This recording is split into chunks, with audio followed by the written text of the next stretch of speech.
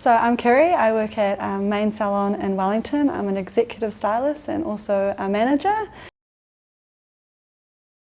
So I got into hairdressing about 11.5 years ago. I started up in New Plymouth for a salon called 42 on King, and they pretty much trained me. I spent 3 years doing my apprenticeship there and then stayed on for a year after I qualified and then moved to Wellington. I started at Main straight away, and I started part-time though because I did a 1-year makeup artistry course.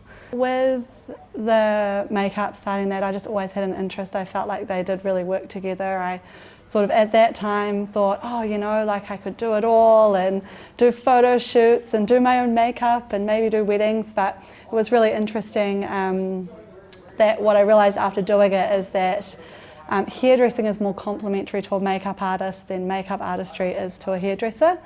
So I realised that I really loved hairdressing and it was my sort of main thing, but it was awesome to have the makeup on the side and have those skills because I have been able to use them from time to time for some weddings and some really simple photo shoots where I had one model and stuff like that.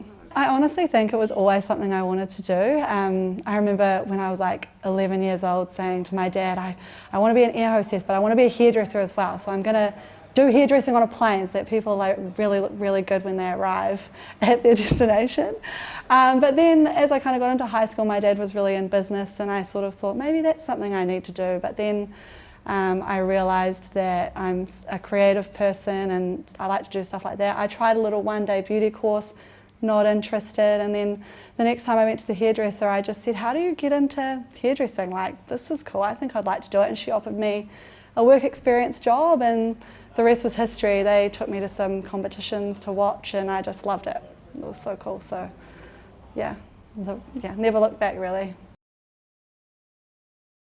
So at Main Salon we really take a big focus on working smarter, not harder. We really value, you know, the time spent in the salon being busy and then also valuing time to do competitions or downtime work-life balance.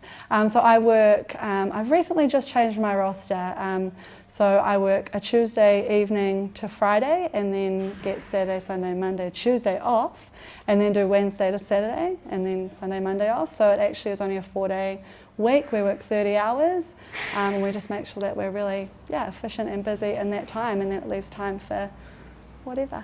I wouldn't say I have a specialty. I pretty much do everything on the floor, like there's nothing really that I don't do. I cut, colour, styling and everything. I do really like to look after my client from start to finish, especially if it's big jobs. There's still fairly often my assistants might help me apply like a basic global colour or something like that, but yeah, start to finish is what I like to do. Well, there's just something always very rewarding about making someone feel really, really good about themselves and feel fresh. Like it doesn't need to be a massive transformation. It can be just having a trim and their roots, their new growth I should say, sorted and they just feel fresh and like amazing again. So yeah, that's pretty much the best bit. I know cheesy, but it's true. One of the most challenging aspects of the job is probably time management and just also like managing people's expectations of what their hair is going to be and just learning to communicate properly. That's always the challenge, but the better you get at it, the more rewarding and easier the job gets, I guess. For me personally, like if someone, like when I got the first advice it was to go into the salon, introduce yourself. You're entering a creative industry, so for me when I first applied I made my CV creative, I made an impression, I made the front cover like a magazine because I just wanted to be noticed and I wanted people to know that I wanted the job. So yeah, I think in this industry if you can go and introduce yourself and just show them a little bit of you, even if it's with their CV with a little bit of creativity, I reckon that will show that you want it. Culture is incredibly important. It's equally as important for someone to feel like they're in the right place and for the salon to feel like they have the right place for them.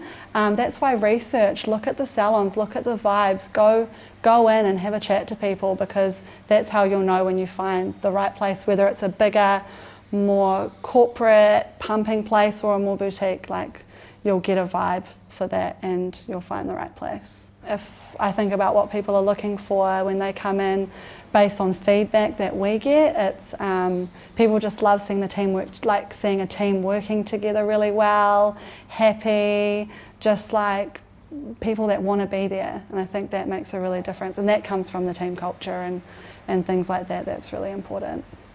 Yeah, the difference between a good apprentice and a great apprentice is you really want someone who's there to learn, and they want to grow, because if you have someone who takes initiative and is thinking one step ahead, like in the salon with assisting you, but then is also like, hey, can I go get a mannequin? I've got some free time. Can I practice my curls? What can I help you with? Stuff like that is like a dream. If you're an apprentice and you're like that, then we just will push you even harder, and in the good ways, because we love it. I think that hairdressing is an amazing career. Like, you can sort of take it wherever you want to take it, whether it is, you know, finishing your apprenticeship, working some for a while, starting your own business, whether it is getting into more creative things like competing. You can then go and work for a company, or you could go work for magazines or fashion shows. Like, it's a really big industry, and you can kind of take it wherever you want to take it. So it's not just sort of tunnel vision, one little thing. I think that's the coolest thing about it. I think hairdressing would be a great career for you if you're creative, love people, like working as part of a team, and just dream big, because you can go anywhere with it if you really want it.